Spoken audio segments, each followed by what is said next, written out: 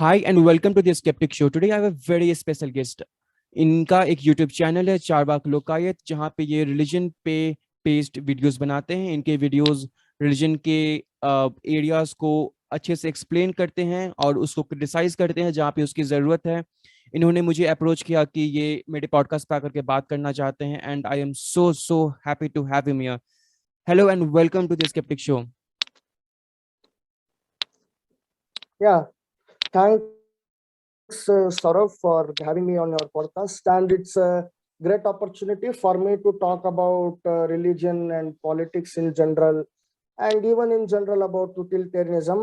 I think अगर आप थोड़ा स्टडी किए होंगे तो you know that Charvaks were Indian skeptics in olden times, या pre-Buddhist या skeptics. या और वो भी Yeah, काफी रफली Charvaks they were 2600 year skeptics old. or materialists, you like to call. या Yeah. सो मैं आपका चैनल को देख रहा था and your videos is mostly focused on religion and its criticism. So the first question that I really want to ask you is that why do you focus so much on religion and its criticism? Okay, fine. That's a great question. Why do I focus on religion and its criticism? See, you have to understand one thing that we live in 2022 right now, and our society has come a very, very long way. It has, I don't know how much journey we have seen, how much battles we have seen. I'm not saying just about India, entire world, okay?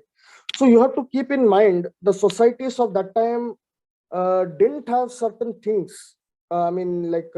Things to explain what happens in a human body, or things like what exactly goes in our brain, or what exactly happen, why we see the world the way we see, or we didn't even have a proper idea of evolution by then. So it was natural that they needed some stories to create, especially if you keep in mind one thing. Agriculture started 12,000 years back, something like that, and then society was building around that. The king started to rule the land. So king always needs one thing, that nobody should be rebellion against him. Public uske against jana nahi chahiye. So some sort of control is required. And for that, priests are a medium. अभी यहाँ India में हम ब्राह्मण बोलते हैं उनको, middle east में कुछ और बोलते थे, अब अलग अलग रिलीजन वाले कुछ और बोलते हैं, बट इंडिया में हम उनको ब्राह्मण बोलते हैं, ऋषिस बोलते हैं. सो दे पीपल, उन लोगों ने क्या किया, कंट्रोल के लिए कहानियां लिखी. They always told certain stories कि ओके, आप ऐसे हो, आप ऐसे इसलिए हो क्योंकि आपने पिछले जन्म में कुछ कर्म किया था, आप ऐसे इसलिए हो, आप इस जन्म में कुछ अच्छा कर्म कर लोगे तो नेक्स्ट जन्म में आप वो हो जाओगे. So this were the stories built. If you look at other areas in other countries as well, there was always a concept of afterlife. Egypt में भी afterlife का concept था, Greece में भी afterlife का concept था. So religion उससे develop होना शुरू हुआ. There was set of that insecurity कि society में लोग मर जाते थे, तो there was also a set of fear कि क्या होगा हमारा. तो something should be there to sort of keep their mind. Okay, कुछ नहीं होने वाला, हम immortal है. Something that is need to be shown as immortal, so that they can counter that thing. तो उन्होंने आत्मा का कॉन्सेप्ट निकाला, सोल का concept, which is there in all religion. तो ये सारी चीजें हुई है. एंड पॉइंट ये है कि उस समय का जो सोसाइटी था एंड टुडे सोसाइटी, हमारा society is a risk based society. Current society you can call it as risk based, क्योंकि kind of society we live in the world today, it allows you to take risks. आप risk ले सकते हो, business का risk ले सकते हो, political risk ले सकते हो, एडवेंचर्स का रिस्क ले सकते हो, एजुकेशनल रिस्क ले सकते हो. बट ओल्डन सोसाइटी में ये नहीं था. द कॉन्सेप्ट ऑफ फिक्स्ड कि आपको ये करना है, there is certain role defined to you within the society. So अगर आप उस स्टोरीज को, उस समय के जो स्टोरीज है पॉलिटिकल स्ट्रक्चर का, वो अगर आप मान के चलोगे, you can not promote talent.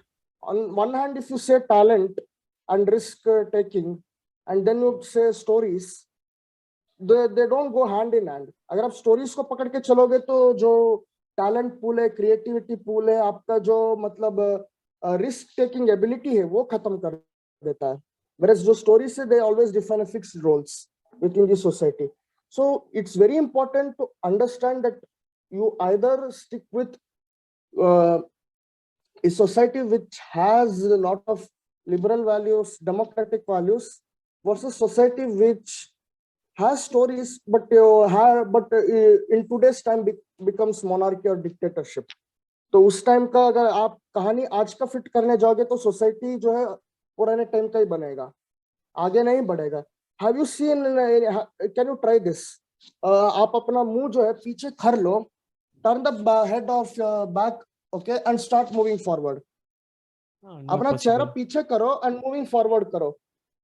क्या होगा आपका?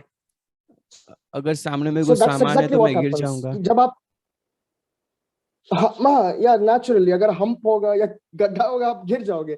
हम्म. So you need a forward thinking to know what are the future challenges. But अगर आप पीछे देखोगे, ओके या ओके, मैं वो कहानी था, वो कल्चर था, वो रिलीजन था, ओके ओके, वो ये बनाया था, इन्होंने ये किया था, वो अगर आप देखोगे एंड यू स्टिल से कि चलो हम आगे चलते रहते हैं, because time goes forward, right?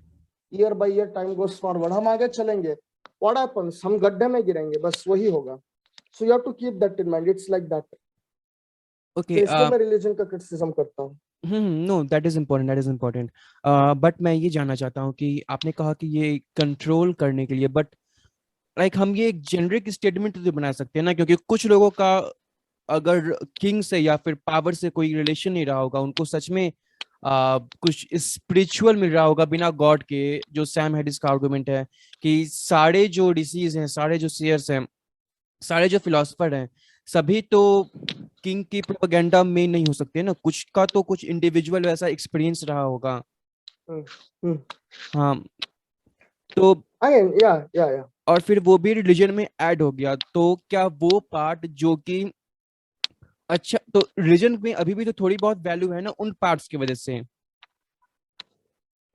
So hmm. Let me come back to that. आपने बोला इंडिविजुअल एक्सपीरियंस भी हो सकता है, ये आउटसाइड द बॉक्स राजा का प्रोपागेंडा से बाहर भी हो सकता है. सो इसका क्लियरली अगर आप उपनिषद भी पढ़ोगे ना, उपनिषद में भी राजा कभी कभी उपदेश दे देता था. Kings also hmm. Use to give some lectures, वो समझाने के लिए. And hmm. Rishis also use to listen. There are instances. However if you look at the rishis in general, अगर आप हिंदू धर्म की बात करोगे, there is a concept of sannyas और कॉन्सेप्ट ऑफ वानप्रस्थ. हाँ. ठीक है कि आप एक स्टेज के बाद आप घर छोड़ देते हो या फिर आप संन्यास ले लेते हो. There is a concept. Hmm. So it's not that it's entirely productive. वो 100% प्रोडक्टिविटी नहीं है. आप एक जगह घर छोड़ के चले जाते हो and you leave a life of itinerant monk. आप घर घर में भिक्षा लेके आप गुजार लेते हो. Hmm. So that is one aspect. But you need to keep in mind one more thing. जो सोसाइटी हमारी उस टाइम पे बन रही थी, इंडिया की सोसाइटी एंड साउथ एशिया की, there was always an emergence of a status quo. Everywhere it happens. यहाँ पे जो emergence of status quo, it ensured कि that let that status quo remain permanent. तो how do the what is the best way to make it permanent? आप कुछ कहानी बताओगे, ऐसी कहानी बताओगे you can prove to the world that it existed even before, hence we are permanent. तो इसलिए ये वर्ड यूज किया जाता है सनातन, उस चीज को डिनोट करने के लिए. But if you look at rishis generally, they were disinterested people. Disinterested, हाँ. ये शब्द होना चाहिए कि वो you know, if you read the ideas of Advaita and yoga and all those, हाँ, they were there is very. a angle of disinterestedness hmm. to the world. Hmm. मतलब जगत का कोई, आप अमीर बन जाओ गरीब बन जाओ, कोई फर्क नहीं पड़ता. हम्म. You are kind of closing your eyes to that. But the actual point is, उस समय everywhere we know in the society that there will be people who actually loot and who actually maintain a status, and there will be people who will be oppressed, oppressor and oppressed. There is always that group of people. Hmm. But हमारे में यहाँ क्या हो गया, यहाँ के जो thinking था, it already told there is neither oppressed neither there is oppressor. इसको ध्यान ही मत दो, आंख बंद कर लो भाई, and you start meditating on ohm and वहां पे चले गए. So what really happened is it actually led to the stagnation of Indian society. It did not lead to any progress. और ये भी एक रीजन रहा हमारे कुछ हद तक डिक्लाइन का, though may not politically but at least to some extent militarily. And this also led to emergence of other ascetic tradition, जैसे Buddhism, Jainism. So Buddhism, Jainism क्या है? There you can say non-Vedic theism. They're non-Vedic, but they believe in asceticism. Buddhism, Jainism का. That's the only difference. And मैं Buddhism या फिर Jainism, उनकी जो theology है वो फिर भी तो उपनिषद के कॉन्सेप्ट पे ही बेस्ड है ना?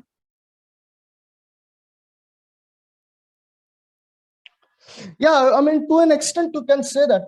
Look, if you look at Jainism, for example, Jainism is karmic based. अगर कोई important अगर उठा के देखोगे कर्म का सिद्धांत, अगर आप एक्सटेंसिवली पढ़ोगे तो Jain literature is based on कर्म. इट एक्सप्लेन्स कि एवरीथिंग हैपेंस ड्यू टू कर्म. पेड़ का पत्ता भी गिरता है वो कर्म की वजह से गिरता है. That's what Jainism tries to explain. Buddhism is slightly different because there is a concept of dependent origination, and you can say like a shunyavad, shunyata or zeroism. So that is a slightly different concept. Here, unlike Jainism, where it believes in the concept of soul, here Buddhism through shunyavad and dependent origination rejects the soul, some eternal entity, it rejects it, but states that continuity still continues to rebirth and karmic reappears. So that's the slight change. But common thing क्या है कि इन लोगों ने भी कटोरा पकड़ा के भिखारी ही बनाया, इन लोगों ने भी. If you look at the Jain monks, if you look at Buddhist, okay, but one thing you need to keep in mind, they never did yajna havan. If you look at Hindu rituals, यहाँ पे होते हैं home करवाना है, पंडित को बुलाते हो, एक यज्ञ वेदी बनाते हो, लकड़ियां डालते हो, अग्नि करते हो, संस्कार वगैरह रिचुअल होते हैं. Jainism avoided this thing. Buddhism also avoided to an extent these things. उन्होंने यज्ञ हवन वगैरह नहीं किया, but they built their own other rituals around the concept of Buddha and Bodhisattva. So you need to keep in mind that it is non-Vedic in that sense, non-Vedic kind of theism. और मुझे actually यहाँ पे एक pattern नजर आता है कि आप सबसे पहले वैदिक सोसाइटी में आते हो जहाँ पे रिचुअल्स और यज्ञ पे सब कुछ बेस्ड था, एंड देन उसकी तरफ आप मूव करते जाते हो, आपका थॉट इवॉल्व होता है, फिर आप कॉन्टेम्पलेशन पे आ जाते हो. पहले आपका सिर्फ एक्शन बेस्ड था कि यज्ञ करना है, यज्ञ से देटी प्रसन्न होंगे, प्रसन्न होने के बाद वो आकर के आप डेटीज के लिए पोएम्स भी लिखोगे, आप वर्सेस लिखोगे, और जितना बेटर आपका होगा उतना डेटी आपके ज्यादा पसंद होंगे, फिर आपके पास आएंगे और आपको रिटर्न में मिलेगा. एंड देन आप धीरे धीरे फिर उपनिषद के टाइम में आ जाते हो जहाँ पे कॉन्टेम्पलेशन, उपनिषद फिर भी हम कह सकते हैं कि कॉन्टेम्पलेशन पे बेस्ड था सब कुछ ना? क्या ये करेक्ट स्टेटमेंट होगा? Look, I have to say one thing. Upanishad जो है, they're post Buddhist period. Most of the Upanishad, ज्यादातर आप उपनिषद पढ़ोगे, they are post Buddhist. Buddha के टाइम में actually very few were Upanishad were there. I think only Brihadaranyaka और Chandogya. But even if you read Brihadaranyaka और Chandogya, it is also ritual based. आपको बताया जाता है कि कौन कौन से मंत्र जाप करने हैं, कौन कौन से देवी की पूजा करनी है, कैसे करना है. There is also certain ritual there as well. Even in Brahman Aranyak, there is ritual, but there is one thing in Aranyak. That idea of contemplation is to maintain the status quo. कि जो oppressed लोग आते थे उनके पास कि भाई we are getting oppressed, उनको भी पाठ पढ़ा देते थे, बेटा इन सब पे ध्यान मत दो, don't focus on your economic, यहाँ पे आ जाओ. जो ऑप्रेसर होता था वो भी इनके पास आता था, एंड उनको भी ये बोल देते थे कि यार नहीं नहीं, ये अमीर गरीब कुछ नहीं होता. सो अगेन द सोसाइटी का कहीं ना कहीं जो इकोनॉमिक जो है वो स्टैग्नेट हुआ. नहीं मैं and एक the normal reaction to this was to an extent Jainism and Buddhism as well. हाँ, तो मैं उसी पैटर्न पे ये बोलना चाह रहा था कि आप रिचुअल से स्टार्ट करते हो एंड देन आप कॉन्टेम्पलेशन पे आते हो, और फिर आप कॉन्टेम्पलेशन पे बेस्ड दो रिलीजन बना लो, जैसे कि बुद्धिज्म हो या फिर जैनिज्म हो गया, ये काफी कॉन्टेम्पलेशन पे बेस्ड है. तो ये पैटर्न एक नजर में आ रहा है. तो क्या ये स्टेटमेंट सही होगा ना कि हमारा जो थॉट था फ्रॉम वैदिक सोसाइटी टू बुद्धिज्म और जैनिज्म और लिटिल उपनिषद, वो कॉन्टेम्पलेशन हमारा थॉट इवॉल्व करके एक सर्टेन पॉइंट पे आ गया. बट स्टोरीज की हम बात कर रहे थे, स्टोरीज आर स्टिल वैल्यूएबल ना, क्योंकि स्टोरीज हमको हेल्प करती है वर्ल्ड को समझने में, और ज्यादा रिलेटेबल भी होती है. तो रिलीजियस स्टोरीज, बहुत सारी स्टोरीज में भी आज हम उनको एग्जैक्टली फॉलो नहीं करते, बट स्टोरीज जो उन बुक्स में जो स्टोरीज है वो आज भी तो वैल्यूबल होगी ना। जैसे कि आई डोंट रिमेम्बर कौन से उपनिषद में मैं पढ़ रहा था। आ, एक ऋषि था, उसका बेटा था, और वो ऋषि सबको दान दे रहा था, ठीक है। ये मैंने उपनिषद में ही पढ़ा है, मुझे इतना याद है, बट मैंने कौन से में नहीं पढ़ा ये मुझे एग्जैक्ट याद नहीं है। तो वो एक वीक काव को, जो कि डिजीज वाली थी, उसको डोनेट कर रहा हम्म था। एंड देन वो बेटा करके बोलता है कि अगर हम्म आपको डोनेट करना है तो आप कोई अच्छी चीज करो जिसका वो लोग यूज भी कर सके। आई थिंक आप नचिकेत की बात कर रहे हो, हाँ हाँ हाँ नचिकेता। हाँ हाँ, वही वही वही। तो हाँ ये या दैट्स द स्टोरी, स्टोरी। इसमें जो वैल्यू है वो तो अभी भी वैल्यूबल है ना, जो इसकी जो वैल्यू सिस्टम है, जो स्टोरी की, अगर आपको किसी को हेल्प करना है तो आप अच्छे से हेल्प करो।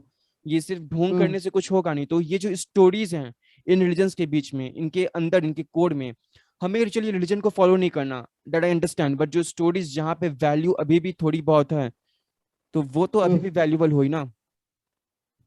Your yeah, thoughts. look, I think there is a fair point, ठीक है। अगेन जो कॉन्टम्पलेशन की बात आती है, आई थिंक जो सोसाइटी में जो, I think it was a way to stop any kind of rebellion against the upper classes of that time. ये एक रीजन हो सकता है, कॉन्टम्पलेशन, मूविंग वो, ठीक है। But if you look at as you said about the story of Nachiketa, ये जो कहानियां ये वैल्यूबल हो सकती है। If you look at the story of Nachiketa as well, actual में इकोनॉमिक चीज इज वेरी कन्वीनियंटली इग्नोर्ड। अब वो जो यज्ञ कर रहा है, उसके जो पिता यज्ञ कर रहे हैं, he has I don't know 1000 odd cows, और वो उसको डोनेट कर रहा है, okay. Hmm and he asks why are you donating just this, and do you should donate something better, right? Hmm So again, you need to ask, here is a question mark. Here, the text doesn't talk about the economics. What the text goes on is directly ये यमराज पे चला जाता है। I think अगर आप आगे पढ़ोगे तो पिता बोलता है I am donating you to Yamraj. वो जब उसका बेटा बोलता है whom are you donating me, तो Yamraj is what I mean, उसको तो किसी ने नहीं देखा है। Neither you me, none of us have seen. नहीं हम्म मरने पे किसी ने देखा, नहीं किसी ने सुना है उसके बारे में। बट बोल हम्म दिया कि भाई तुम यमलोक में जाओगे, तुम्हें मैं उनको डोनेट कर रहा हूँ, instead of even thinking economically. So here you see an anger, a resentment here. Actual बात इकोनॉमिक की है। Society was agricultural society. अगर आप गाय की बात कर रहे हो, it means there was agriculture going on probably. It hmm was probably an agriculture society and it was natural thing at that time कि उसको गाय को मारा जाता था, काटा जाता था, खाया जाता था। It was used in plowing, everything was done, it's hmm which is natural in an agriculture society. But the text moves into a certain direction away from the economics and material ethics, जो day to day ethics, उससे move करके सीधा आपका चला जाता है यमलोक में। यमलोक में वो कुछ बातें कर रहा है, आत्मा क्या है, आत्मा को ये कंट्रोल करता है, सेंस ऑर्गन, वो रथ जैसा है। I mean that whole lot of bullshit there it goes. So you know the text convey, actual बात तो ये होनी चाहिए थी कि economic status of the rishi could have been better, where he could have done the things better in much better way. अगर वो हम्म शायद मंत्री होता, राजा का कोई मंत्री होता, और probably he would have been someone else who is a businessman, जो मर्चेंट्स होते थे, probably he would have donated better things to better people, हो गया होता। so probably जो बच्चा ने क्वेश्चन किया पिता को कि why don't you donate the better things, he was clever enough to understand कि हाँ economic है भाई, he meant it economic.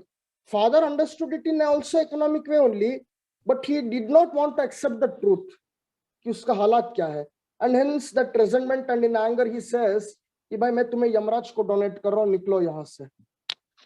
सो उपनिषद का very things is it starts where, and the problem starts materialistically, but suddenly the solution to that material problem is not shown as a material solution but shown as something spiritual. ये हो जाता है आपके उपनिषद की कहानियों में।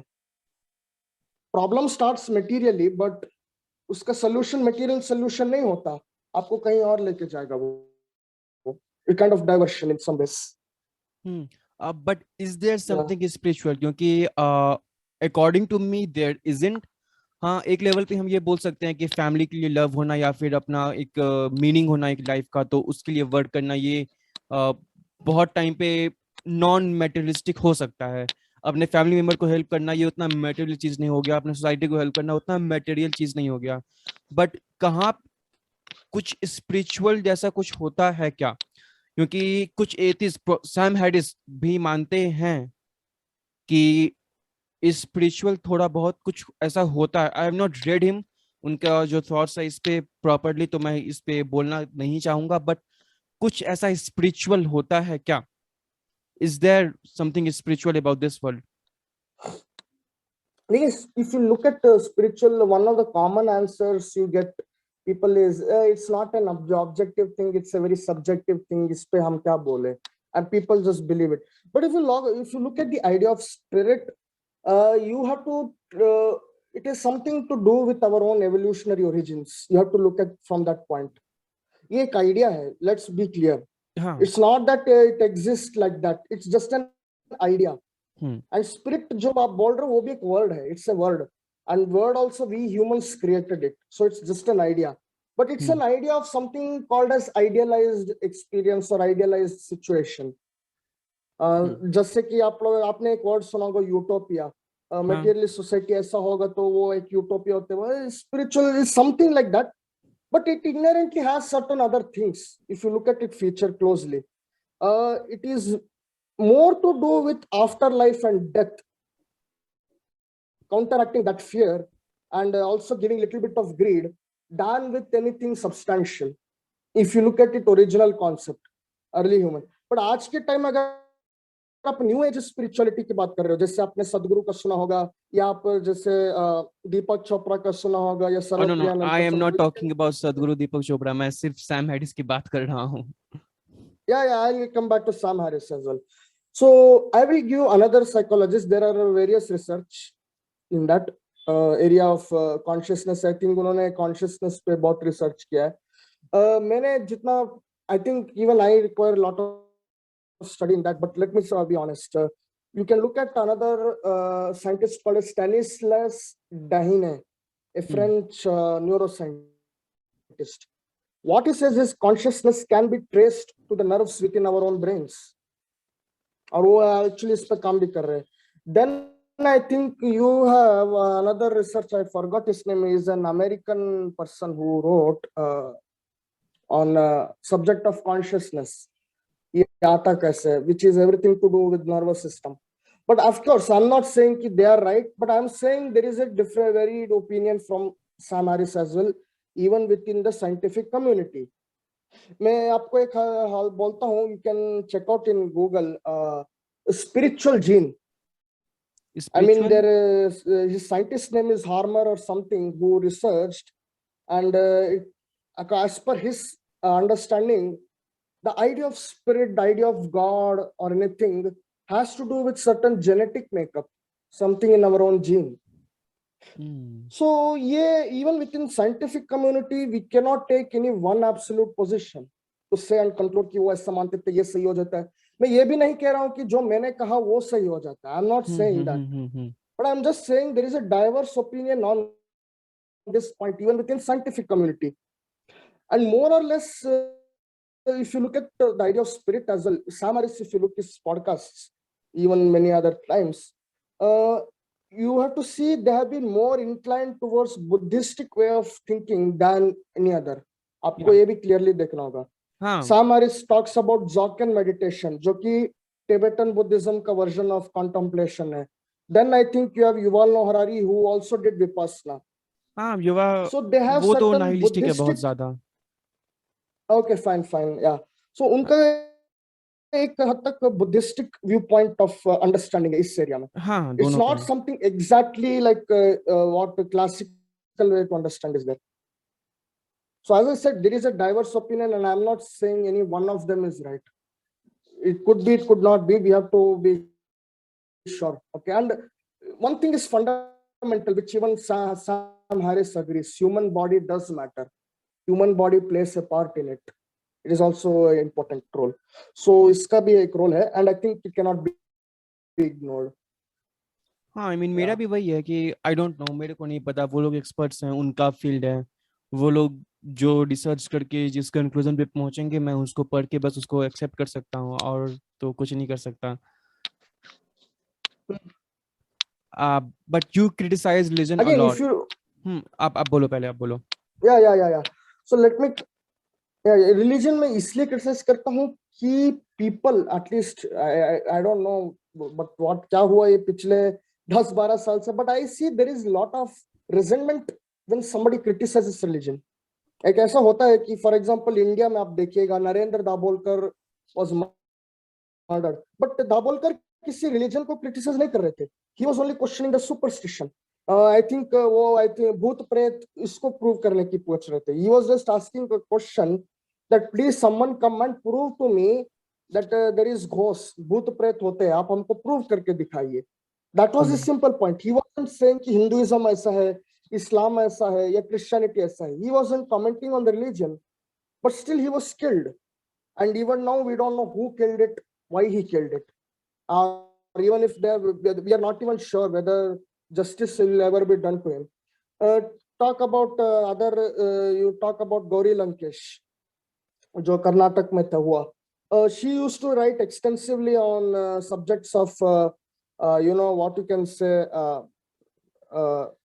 देवताओं के नाम पे मारना या बच्चों को तड़पाना रिलीजन के नाम पे, एंड रिलेटेड टू घोस्ट्स, भूत प्रेत के नाम पे, डायन किलिंग जो बोला जाता है ना, witch hunting. She used to write extensively on that. Again she is not saying कि हिंदुइज्म ऐसा है, क्रिश्चियनिटी ऐसा है, Islam. She is not commenting on it, but she was still killed. So the point is कि आपका foundation क्या, you have to look at the idea foundation के. भूत प्रेत का आइडिया, ये आइडिया कि कोई डायन है, कोई ये है वो है, इस सब का आइडिया कहाँ से आता है? It has to do more with the religious belief, जहाँ पे you hold supernatural is superior to material. जब आप इस वीडियो पे चलते हो, you become a fanatic at some point. It's inevitable. अगर आप इसको पकड़े रहोगे तो आप कभी ना कभी फैनाटिक हो ही जाते हो. If you think supernatural is superior to material, and if anybody questions that supernatural things in a society, either which is justified through books or through the founders or people who created the religion through characters of gods, अगर आप उस पे एक सवाल खड़े करते हो और आप पॉइंट आउट करते हो कि लुक ये स्क्रिप्चर में आप दिखाते हो रेफरेंसेस के साथ कि आपके सो कॉल्ड गॉड्स ने क्या किया, या इन लोगों ने क्या क्या किया, क्या क्या लिखी गई है, क्या क्या बातें बोली गई है. जब आप उसे दिखाते हो and you show that there is lot of irrationality, there is lot of resentment, it actually shows there is a fanaticism in society. हमारा आइडिया ये है कि you be open to even criticism within the scripture. That's the whole point. But अभी actually क्या हुआ है mentality, let's me tell you one thing. जब मैं बोलता हूँ मैं क्या हिंदुइज्म पे क्रिटिसिज्म करता हूँ फेसबुक में, people are like, yeah, you can go ahead and criticize, but it has to be valid criticism. I mean, what do you mean by valid criticism here? What is your understanding of valid? You are not defining what is valid in that. अब scripture में जो लिखा हूं मैं वो दिखाऊंगा. किसी ने भी ट्रांसलेट किया हो, whichever publisher has translated any scripture, if it has any irrational, I just show it. And if you believe, because actually आजकल आपने भी सुना होगा that there are WhatsApp forwards which claim कि science in Ramayana, science in Mahabharata, science in this. So you point out that aspect कि भाई आप जिस चीज को लेके क्लेम कर रहे हो वही स्क्रिप्चर में ये सब बकवास बातें भी आती है. So what is your view? And person who is making the scientific claim, where is his references? Though he is just claiming it, where is his references? So again, that's where it's very important to criticize religion. आपको लोगों को ये समझना. अगर मैं Hinduism का criticism करूंगा, I will have to show it to the Hindu audience. अगर मैं इस्लाम का क्रिटिसिज्म का करूंगा, वो मेरे को इस्लाम मुस्लिम जो ऑडियंस है उनको दिखाऊंगा. बट अनफॉर्चुनेटली सोसाइटी में क्या होता है कि it's a politics here. Again here politics enters, modern day politics. एक ग्रुप जो है वो दूसरे एक अपने ग्रुप के सामने दूसरे रिलीजन का क्रिटिसिज्म कर रहा है. अब जैसे for example there is a group of Hindus but they're criticizing Islam. Group of Muslims criticizing Hinduism. Group of Christians criticizing other religion in front of their own audience. So that actually leads to a lot of communalism. लेकिन हमको चाहिए कि Hinduism का criticism Hindu audience के सामने हो, इस्लाम का criticism मुस्लिम audience के सामने हो, क्रिश्चियनिटी का क्रिटिसिज्म क्रिश्चियन ऑडियंस के सामने हो. That is what will create the balance. कि देयर इज एन अंडरस्टैंडिंग कि भाई बाकी रिलीजन भी गलत नहीं हो सकते, हम भी गलत हो सकते हैं, हमारे बिलीफ हमारे थिंकिंग भी गलत हो सकती है, एंड लेट्स एक्सेप्ट दिस कि गलतियां हुई होंगी, and let's move on with the progress of our country and our world. That should be the idea. हाँ मतलब ऑब्वियस सी बात है कि रिलीजन में बहुत सारे प्रॉब्लम्स होंगे, इन सभी रिलीजन में होंगे, हिंदुइज्म, इस्लाम और क्रिश्चियनिटी। गोल, क्योंकि अगर आप उनको खुद बोलोगे कि देखो ये सब लिखा हुआ है बुक में, और वो तो खुद बोलेंगे नहीं नहीं ये तो पॉसिबल नहीं, तो मैं तो ये फॉलो भी नहीं करता, तो वो हम एक बेटर पोजीशन में आ गए। हमारा वर्ल्ड आज बहुत ज्यादा बेटर है 500 या 1000 साल जो भी पहले था। तो ऑब्वियसली हम बहुत सारी चीजें जो कि रिलीजन में लिखी हुई हैं या फिर रिलीजन में पहले था वो हम आज फॉलो नहीं करते, हम मॉडर्न वैल्यूज को फॉलो करते हैं। तो हमारा वो रफ एक एरिया उतने में रहता है। हमारा जो सबसे खराब से खराब सोसाइटी आज भी है वो 1000 साल पहले के अच्छी सोसाइटी से भी बेटर होगा, होप मे बी, चांसेस बहुत ज्यादा हैं। और हमारी जो सोसाइटी आज जो बहुत अच्छी है वो तो ऑब्वियसली जो 1000 साल पहले की सोसाइटी है उससे बहुत ज्यादा बेटर होगी। और या रिलीजियस लोग खुद उन बहुत सारी चीजों को जो कि 1000 साल पहले होता था उसको फॉलो नहीं करते, वो मॉडर्न चीजों को फॉलो कर रहे हैं। एंड देन अगर हम उनको बोलेंगे कि देखो 1000 साल पहले ये होता था, वो मानेंगे भी नहीं। अगर आप उनको बुक भी दिखाओगे, क्योंकि नॉर्मली लोग अब रिलीजियस बुक उतना पढ़ते नहीं है, करेक्ट. तो वो खुद सरप्राइज होंगे कि अच्छा ये भी लिखा हुआ है। बट सेंटिमेंट, आपने सेंटिमेंट की बात करी। या मैं एक्चुअली में चाहता था कि रिलीजन पे क्रिटिसिज्म करूं, बट देन मैंने देखा कि क्या क्या हो रहा है, तो मैंने छोड़ दिया, नहीं मेरे को ये डिस्क नहीं चाहिए। हम्म जब तक जान है हम्म तब तक जहान है। करेक्ट. बट ये जो सेंटिमेंट है इसमें लोग, आई कैन अंडरस्टैंड कि आप आइडिया से इतने ज्यादा अटैच हो गए हो कि अगर उसको कोई भी क्रिटिसाइज करता है या फिर कोई भी अटैक करता है तो आप हर्ट हो जाते हो। बट इतना ज्यादा हर्ट होना कि आप जा करके उसकी जान ले लो सिर्फ एक आइडिया के क्रिटिसिज्म के लिए, बहुत ज्यादा ऑड है। बट ऐसा बहुत ज्यादा हो रहा है आजकल। हम्म. सो लोग इतने ज्यादा क्यों अटैच हो जाते हैं रिलीजन से कि वो उस पे, उस आइडिया पे, लोगों पे भी नहीं, उस आइडिया पे अगर थोड़ा सा भी क्रिटिसिज्म होता है तो वो इतने ज्यादा हर्ट हो जाते हैं कि वो जा करके उन लोगों को हर्ट करते हैं जो कि क्रिटिसाइज कर रहे थे एक आइडिया को सिर्फ। Yeah, it's a very valid point, and let me make it very clear. Sentiments is nothing but a political tool. You have to understand. जो हम बात करते हैं कि हमारे धार्मिक भावना हो गई, हमारे रसूल अल्लाह पे कुछ बोल दिया तो सर्तन से जुदा हो जाएगा, या फिर क्रिश्चियन से कि भाई मैं जीसस सेव यू, मतलब वो उनका सेंटिमेंट हर्ट हो जाए. You have to keep in mind, it's a play of psychology and politics. I could say it's a societal psychology. Sentiments are nothing but societal psychology है जो it's at work. Okay, and how does it happen? Usually whenever politics is free of religion, जब आप religious leaders को politics से दूर रखते हो and political institutions से दूर रखते हो, things will be better कि आपका ये चीज नहीं होगा.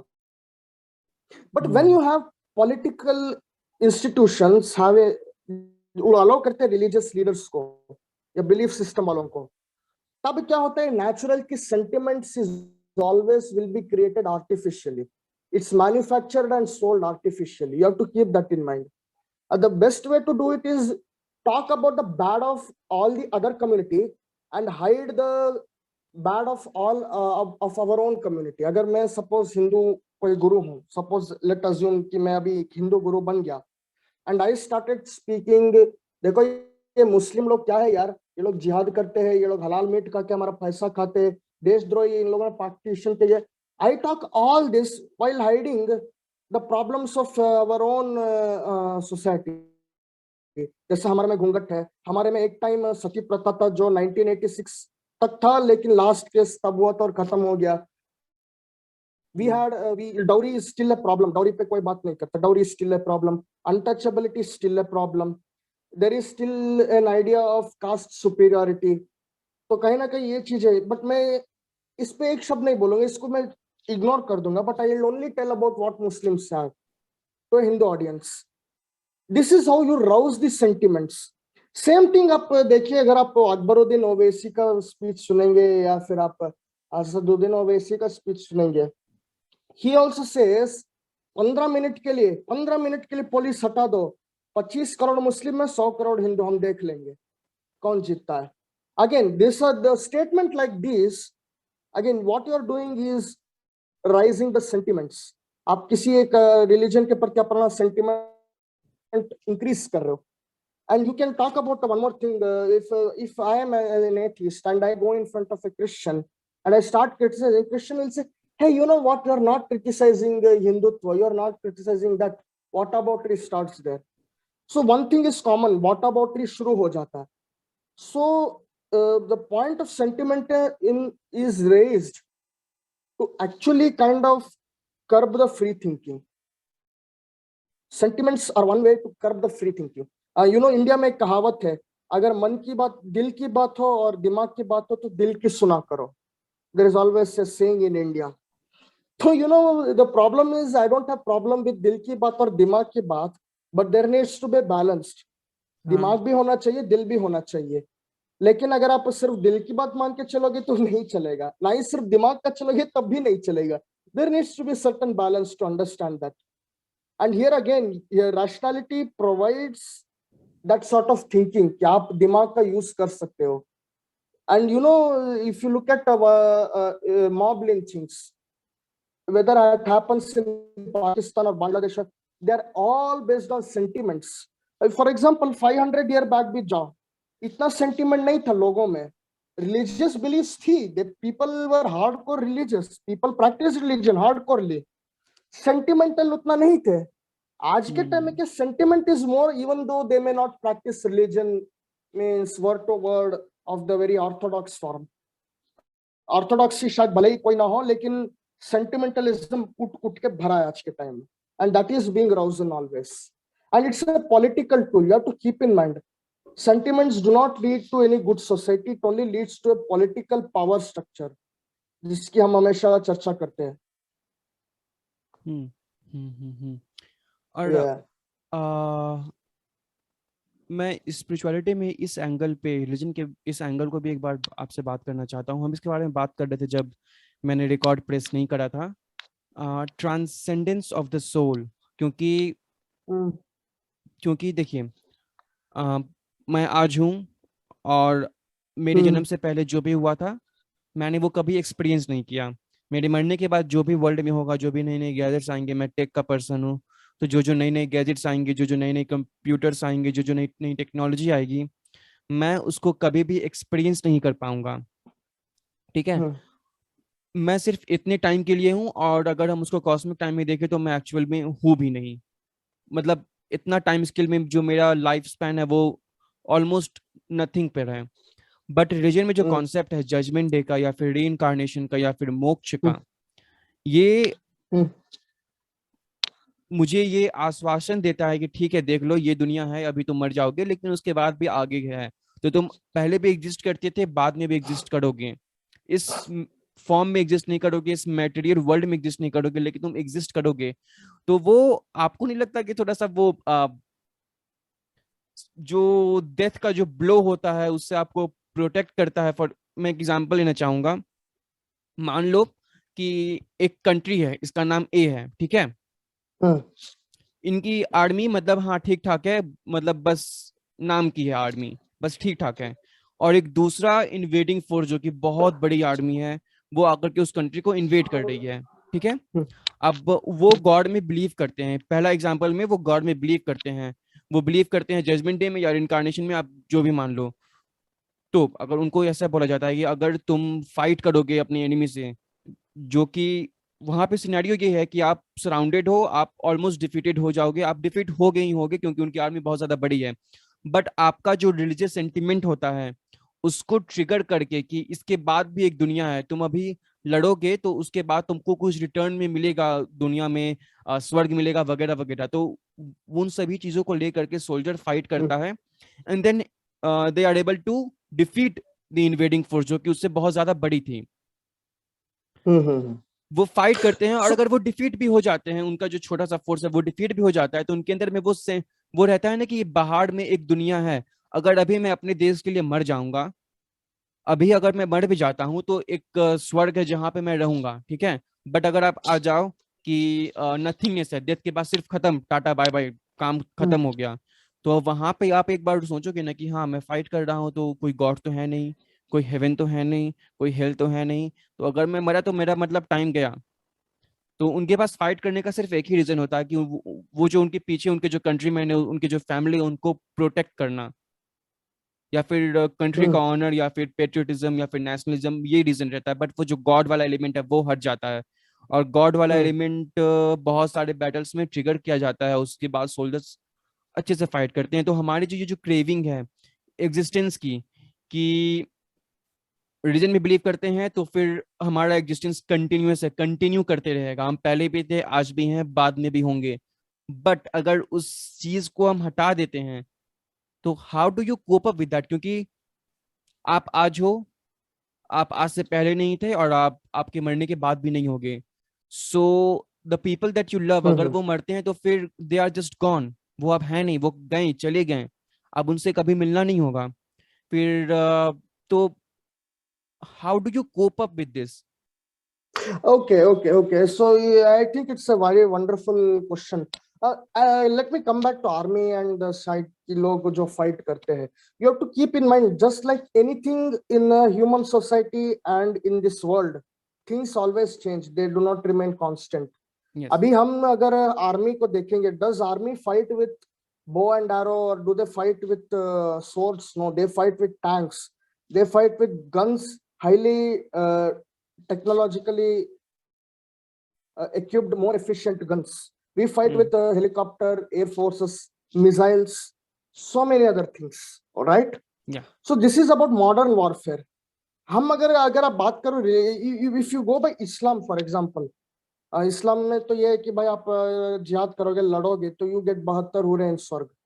हिंदुइज्म का कॉन्सेप्ट ये है कि वीर गति को प्राप्त करना मीन्स अगर कोई वीर योद्धा मर जाता है यस, द लड़ाई में तो ग्लोरिफिकेशन ऑफ उससे द तब भी डेथ। स्वर्ग की प्राप्ति होगी। हाँ हाँ, it's there in Bhagavad Gita as well and it's there in Mahabharata as well.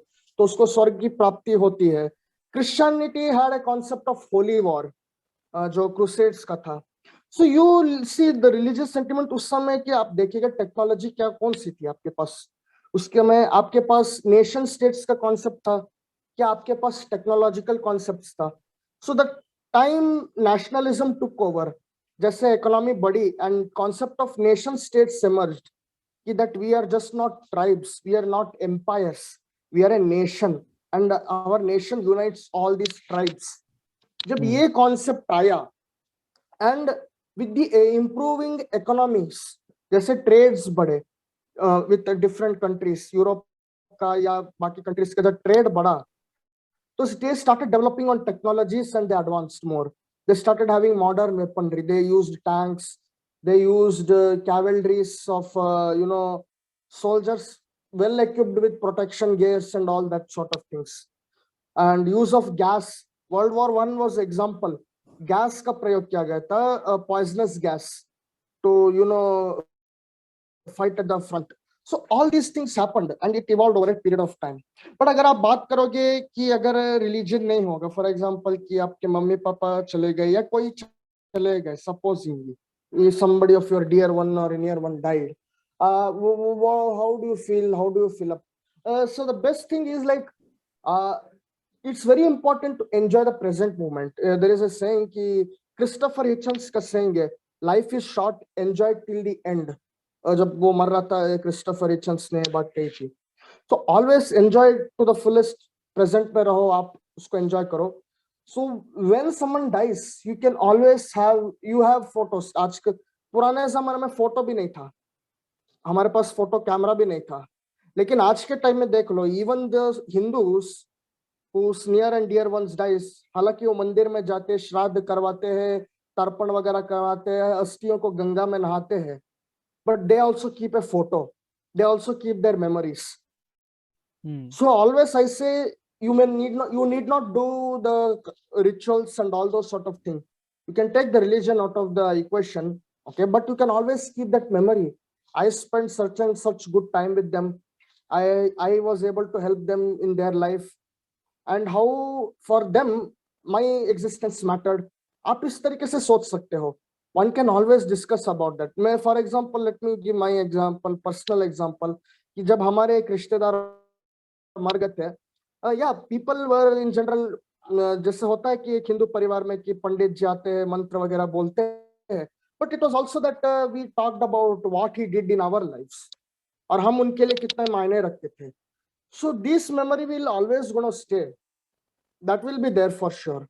और यू कैन ऑल्सो, जब आपके बच्चे होंगे, for example you have a future generation, you can tell कि देखो भाई हमारे रिश्तेदार ने हमारे लिए ये किया था, आप उनको भी रोल मॉडल की तरह देख सकते हो. So you can always have that sort of idea which is worthwhile. It is something worth it really, you can say genuinely. और जहां तक बात सोल्जर की होती है, अर्लियर टाइम में सोल्जर हेवन की बात करता था, आज के टाइम में soldier I think will be more than happy कि भाई मैं सैक्रिफाइस करता हूं तो country is going to remember me. Probably I may get an award posthumously, मतलब बहुत सारे लोगों को वीर चक्र मिलता है, और मतलब पद्म विभूषण और ये सब मिलता है, तो मरने के बाद भी दिया जाता है. So that always will be there even when they are in battlefield, that will be there in the corner of their mind कि हाँ ठीक है मैं मर भी जाऊं क्या बात है, at least what if I get an award, what if I'll be remembered by the country as a martyr. For example हमारे 2019 में जो बहुत ही अनफॉर्चुनेट इंसिडेंट हुआ था पुलवामा, आई थिंक 40+ पीपल मारे गए थे, सोल्जर्स, ठीक है, सब ने अपना कुर्बानी दे दिया हमारे इस देश के लिए. यू नो, हमें नहीं पता, probably they may not go anywhere, क्योंकि स्वर्ग नरक नहीं है, कहीं भी नहीं होंगे, लेकिन we have the memories. Memory क्या है कि उन्होंने हमारे लिए सर्व किया, बॉर्डर में इतने दिनों तक काम किया, उन्होंने हमारे लिए मरा, हमारी प्रोटेक्शन के लिए मरा. And we can always think that their legacy is that country is first in that sense. तो ये सारी बातें हैं आप जो आप चेरिश कर सकते हो. और उनके परिवार वाले भी, मतलब अगर गवर्नमेंट अगर इनिशिएटिव लेती है तो अवार्ड भी दे सकती है, Vir Vir Chakra award. So you know there are many things like this you need to keep in mind. But मान लो कि मैं 25 साल का लड़का हूँ, मैं जा रहा हूँ फाइट करने के लिए अपने कंट्री से, ठीक है, अपने कंट्री के लिए फाइट करने के लिए अपने कंट्री के लिए मैं फाइट करने जा रहा हूँ, अपने कंट्री से नहीं, अपने कंट्री के लिए फाइट करने जा रहा हूँ. बट मैं 25 साल का हूँ and there is a high chance that I will die in battle.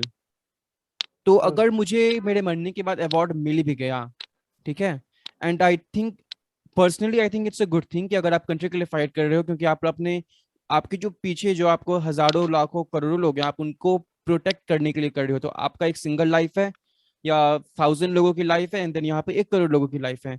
तो ऑब्वियसली 1 करोड़ लोगों का पलड़ा ज्यादा भारी है. बट देन अगर आप मर भी जाते हो या अगर आप जीत भी जाते हो, लेकिन आप फिर भी अगर आप वीरगति को प्राप्त होते हो, देन आप तो एग्जिस्ट नहीं करोगे ना, आपके पास सिर्फ एक ही लाइफ है. एंड देन अगर वीर गति को प्राप्त हो गए तो then this you are just gone and there is no heaven और हेल जहाँ पे आप एग्जिस्ट करते हो. आप एग्जिस्ट ही नहीं करते, आप सिर्फ मेमोरी में एग्जिस्ट करते हो. या and you know one more thing you can say, let me make it very clear, army join करना भाई बच्चों का खेल नहीं, लेट्स बी क्लियर. हाँ, वो ऐसा तो नहीं है है. कि आप आर्मी में ज्वाइन करना चाहते हो लेंगे. You know there is a lot of technicality, there are lot of test and examination that goes behind, and it's pretty tough. आप कभी डॉक्यूमेंट्री देखना अरुणाचल प्रदेश का, या फिर आप देखना ये इंडियन आर्मी कैसे ट्रेन करती है, यूएससी कमांडोज का. I mean that's the training, not just training, examination clear करना ही बहुत पसीने छूट जाते हैं लोगों के. So you know it's not a easy thing, and you one more thing to keep in mind. For person who joins army has to be mentally tough. Mental toughness बहुत मैटर करता है in army. And of course I'm not I cannot comment further क्या और क्या होता है, क्योंकि मैं इसमें कोई expertise नहीं रखता. But only I can say it's just because कोई मान ले कि मैं आर्मी में जाकर ज्वाइन कर लूंगा, ये होता नहीं है. ये कोई जादू की छड़ी नहीं है. You need to keep that in mind. हाँ, और वही मतलब आपने बोला कि मेमोरीज को रखना, अपने लव वंस की मेमोरी को. But then you know for sure कि जब आप रिलीजन में बिलीव नहीं करते, then you know for sure कि अगर दे अगर आप अगर आपके फ्रेंड या आपके लव वन या अगर आपके फैमिली में अगर मर गए, then they are just gone and there is no chance that you will ever see them. कोई स्पिरिचुअल वर्ल्ड नहीं है, कोई हेवन नहीं है, कोई हेल नहीं है, कोई मोक्ष नहीं है, कोई दूसरा realm नहीं है जहाँ पे आप उनसे मिल सकते हो. They are just gone. So वहां पे isn't this scary कि आपको सिर्फ एक लाइफ है. और हाँ, अगर ये चीज रहती है तो फिर आप बहुत चीजें ढंग से करते हो कि आपको पता है कि आप कोई स्पिरिचुअल वर्ल्ड नहीं है, there is no second chance, then you will be good to them. तो ये इसका प्लस बेनिफिट है. बट देन यहाँ पे एग्जिस्टेंस का और फिर उनसे दोबारा मिलने का भी तो क्वेश्चन आता है ना. And you are never going to see them, that's the truth. But ये हार्ड होता है लोगों पे बहुत ज्यादा, I think. Yeah, I mean, to an extent I agree, but you know, if you look at modern society, हमारे पास internet है, तो sometimes हो जाता है that बीच बीच में जब छुट्टियां होती है तो कभी कभी बात हो जाती है. Even then, मेरे को एक फोटो मिला था, I think recently in Facebook, Lisi Priya कंगुजाम, she is a young environment activist. उसका एक फोटो था, वो आर्मी को जूस पिला रही और आर्मी वाला जो है अपने पॉकेट में जो बिस्किट रखा है पैकेट वो उस लड़की को दे रहा है. Yeah, I've seen that I photo. mean, that was a very lovely photo. Beautiful photo. So, you know, these are the memories which will stay with them and their families as well. कि अरे वाह, मेरे बेटे का ये photo था, इस लड़की के साथ ये वायरल हुआ, मुझे बड़ा गर्व है कि उसने ये किया वो किया.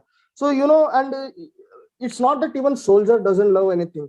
वो भी हो सकता है कि अपने फैमिलीज का फोटो जरूर रखता ही होगा, अपने माँ बाप का या पत्नी का या somebody रिलेटिव का वो फोटो रखता भी होगा और उनके लिए भी शायद सोचता होगा थोड़ा बहुत अगर मिलता है टाइम तो. Okay, but I cannot exactly comment on how everything else goes, but this I would presume कि ये भी होता होगा mostly. Yeah. And you also wanted to talk about utilitarianism. I have no idea what that is. मैं जब आपने वो email किया, then I looked it up. मैंने पढ़ने की कोशिश की तो I have a rough idea, but what is it exactly?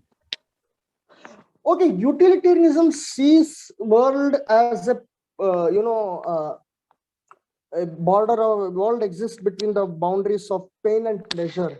एक जगह सुख है, एक जगह दुख है, pain and pleasure. It sees that, but it also sees in a very economic terms. अगर आप देखते कोई दुखी है सुखी है, वो इसका कोई स्पिरिचुअल एक्सप्लेनेशन नहीं देता है, वो उसका मटेरियलिस्टिक एक्सप्लेनेशन देता है. इसका बेस्ट केस है I think John Stuart Mill, उसने किताब लिखा था इसके ऊपर about life ethics pain and pleasure utilitarianism, उसके ऊपर जॉन स्टुअर्ट मिल का. सो द यूटिलिटेरियनिज्म का पोजीशन ये है कि since human society has always been sort of you know to and fro between pain and pleasure, कभी pain पे कभी प्लेजर, इसके ऊपर ही ह्यूमन सोसाइटी इधर से उधर जा रहा है. Why not have a system where we maximize the pleasure? It doesn't say कि ultimate pleasure. For example, अगर आप religious scripture पढ़ोगे तो बोलते हैं ultimate pleasure is in doing this. ये करोगे तो आपको ultimate pleasure मिलेगा या मरने के बाद आपको मिलेगा. But the idea of utilitarianism is we need to build a society where we can maximize happiness. हम happiness और pleasure को maximize करें. We need to build a society. It doesn't matter कि वो the beauty of utilitarianism is it doesn't take a position of like economic particular economic theory. जैसे capitalism एक economic theory है, Marxism एक economic theory है.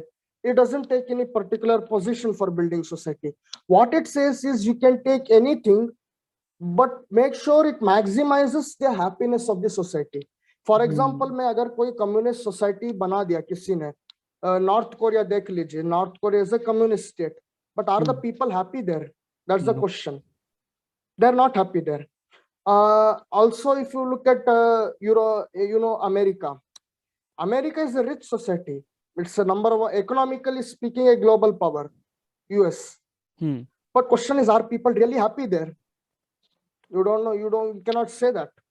I mean, there are sections of people, significant section, who are probably unhappy. We cannot talk about it.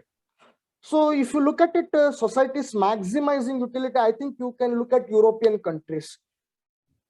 European economies जो countries say, they actually work on this principle, maximizing the happiness of the society.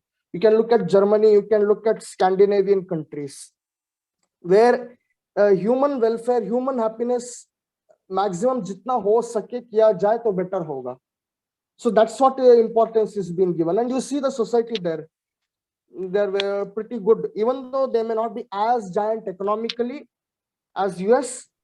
People are more happier than US as per some studies on many areas. So utilitarianism is that position. And also one more thing of beauty of utilitarianism is, I like, if any religious person comes, you can always question, will it give happiness in this reason? What about how much happiness can it give? You can always question. इसका फायदा क्या है, इसका use क्या, इसकी utility क्या है? If some religious person comes and asks, इसमें कितना सुख मिल सकता है, बताइए, क्या ज्यादा सुख मिल जाएगा? You can always question on that. That can I experience the same happiness which you promise me after death? जो मोक्ष का कॉन्सेप्ट में है, या जो इस्लाम के कॉन्सेप्ट में 72 हुरों का है, ये है the beauty of utilitarian concept is कि अगर कोई आता है, आप उनसे सीधा सीधा पूछ सकते हो कि भाई जो चीजें तुम मरने के बाद मेरे को प्रॉमिस कर रहे हो, वो मेरे को क्या इसी लाइफ में दे सकते हो? आपका रिलीजन क्या मेरे को ये इसी लाइफ में दे सकता है? You can always question, and trust me, it's a very difficult question that they either try to ignore it, they either try to backtrack, they either try to divert it, or they just say, I'm sorry, मैं चलता हूँ, tata bye bye. This is the toughest question. कि जो चीज आप promise करते हो, even spirituality की जो प्रॉमिस आप करते हो, मेरे को ये देता है, क्या जो रिट्रीट में करता हूँ, रिट्रीट के बाहर भी मेरा वही हैप्पीनेस रह सकता है? Will you promise me that? मतलब आप स्पिरिचुअल जो रिट्रीट्स होते हैं, सो कॉल्ड, आप सुना होगा, तो उसमें 10-15 दिन तक चलता है and people come back. But the question is, will it give me lifelong happiness, the same amount of happiness which it gave me during the retreat? If not, then what's the use of that? Here again is the utilitarian question. So that's the strongest point. अगर कोई Vipassana retreat पे जाता है, you know SL. Goyan का tradition आपने सुना होगा, SL. Goyan का जो विपस्सना वगैरह करवाते थे इंडिया में और बाहर में. या तो जो अगर कोई विपस्सना करके आता है एंड ही सेज कि it was great happiness, there was great calm, there was this that blah blah blah, but you have to look after 1 month and see how is he depressed or is he having normal life with all the highs and lows? So क्या use हुआ उसका विपस्सना का? क्या वो sustain कर पाया? So utilitarian has this question of maximizing happiness and to an extent sustaining it economically, socially, उस पे है. So you need to look at this aspect. That's the very much beauty of this philosophy. अगर आप इसको पकड़ोगे तो कोई religion का मतलब आर्गुमेंट बचता नहीं है. It doesn't stands. Even Buddhism, Jainism के आर्गुमेंट नहीं बचते हैं उसके सामने. You have to look at from that point. So you consider yourself a Charvaka, I think. Yeah, I mean materialist. Yeah, you can say yes. True. हाँ, तो Charvaka philosophy भी तो roughly यही थी ना, maximize the pleasure, minimize the pain. Yeah, but you know, if you again here again, if you मैंने बोला John Stuart. I am not comparing. I'm not comparing two ideas. I just okay. Yeah. Okay. So yeah, to an extent, yes, that is true. Charvaks were utilitarian in many ways. So if we have to present the Charvaka worldview in less than 2 minutes, how would you present it? उनकी worldview क्या थी in 2 minutes only? Please go ahead. Okay, in 2 minutes. Okay, let's put it this way, that the simplest thing of any denial, simplest thing of criticism point is, after death, you have to show me that there is heaven, there is heaven. Please show it. That doesn't exist. Heaven nahi hai, to that so-called eternal entity called as Atman or Jiva, which people talk about, that also doesn't exist. अब वो exist नहीं करता है, तो ये जो बताते हो ना कर्म के बारे में, कि भाई कर्म करते हो, पिछले जन्म के इस जन्म में भोगते हो, and based on that you have a caste system, वर्णाश्रम आप बनाते हो, पिछले जन्म के कर्म से आप इस जन्म में वर्णाश्रम वगैरह डिसाइड कर देते हो कि भाई आप ब्राह्मण हो, आप शूद्र हो, वैश्य क्षत्रिय हो. Okay, all that goes away. तो आपका जो हिंदुइज्म का मेन कोर कॉन्सेप्ट है वो चला जाता है. But the next point is, what else does the alternative presents? अगर आप देखेंगे, it says does maximize pleasure and reduce pain ethically. You need to keep in mind ethically, क्योंकि जो I think मैंने चार्वाक का बहुत सारे किताब है, I think I can refer to some of them. जैसे सुरेंद्र अज्ञात ने किताब लिखा चार्वाक दर्शन, विश्वा बुक्स पब्लिकेशन का, तो उसमें मैंने पढ़ा था और ऐसे रेफरेंस मिलते लिटरेचर्स में। जैसे सदानंद मिश्र जो थे, उन्होंने बोला दंड नीति रे वह बृहस्पति, मतलब दंड नीति मतलब पनिशमेंट को भी, लॉ एंड ऑर्डर को भी फॉलो करो। सो it's not that they deny ethical behavior. Ethical behavior is also there, but at the same time maximizing pleasure and pain, minimizing pain, ये भी है। Ajit Keshkambali is a classical example. अगर आप बुद्ध और महावीर के टाइम में देखोगे तो Ajit Keshkambali was a materialist philosopher. He also said the same thing, similar in a way, in ethical terms. Yeah, you have to keep that in mind. Yeah. So we have been recording for more than 1 hour. So do you want to talk about something else, or we can wrap it here? I think you can wrap it up. I have no issues. I would just say that it's important people study books. I think जो मैंने देखा आजकल के time में, people, at least in our generations, people used to be called as nerd. अरे यार ये nerdy लड़का है, नर्ड है, ये पढ़ते नहीं भी. Well, I always took that as a compliment. I always took that as a compliment. मुझे अभी भी कोई बोलता है तो yeah, I'm very happy मैं nerd हूँ. Yeah. So it's important that you read books and don't just read the secondary sources, also read the primary sources. अगर कोई वीडियो YouTube पे बना रहा है, भाई आप खुद जाके वेरीफाई करो. मैंने तो ऐसे भी देखा है कि वो श्लोक और वर्स कुछ और बता रहा है, मीनिंग कुछ और बता रहा है, और या वो श्लोक और वर्स जो बता रहा है वो शायद है ही नहीं. तो ऐसा भी मैंने वीडियोस देखे जो मतलब प्रोपागेंडा के लिए करते हैं. सो इट्स ऑलवेज इंपॉर्टेंट कि आप प्राइमरी सोर्सेस के बुक्स भी रीड करो. आप most important what I think is, history से भी बढ़कर अगर कुछ है तो है natural history. Natural history of the world is the biggest history, ultimate history. आप उसको पढ़िए and then you read about nature. Nature is I think very important, क्योंकि मेरा इंटरेस्ट ये भी है कि क्लाइमेट चेंज जो है वो इस पे लोग थोड़ा ध्यान दें, उसको चेंज करें, सस्टेनेबल डेवलपमेंट गोल्स और इन सब चीजों पे. सो लोगों को उस और इंटरेस्ट देना चाहिए. Our academic unfortunately in South Asia is like politicised. इधर नहीं, इधर या तो इधर रहोगे या तो उधर रहोगे always. But I would say कि हमारा education system should be based on the fact that we emphasise on nature, workings of biology. Biology में हम जो पढ़ते हैं उस पे तो एम्फसाइज करो यार, and you show the natural history. हमारे यहाँ तो ढंग का म्यूजियम तो दिखा दो, जैसे डायनासोर के फॉसिल्स मिलते, ये मिलते. हमारे यहाँ म्यूजियम कितने हैं, बच्चों को वो तो दिखाओ. साइंस के म्यूजियम दिखाओ, आप डायनासोर, पैलियोंटोलॉजी, फॉसिल्स के म्यूजियम दिखाओ, आप प्लानिटेरियम पे ले जाओ उनको. So that will create curiosity. हमको बच्चों में ये चाहिए, ना कि ये कि भाई बेटा चलो मंदिर जाके दर्शन करते हैं, बेटा तुम मस्जिद जाके आजान पढ़ के आना कल.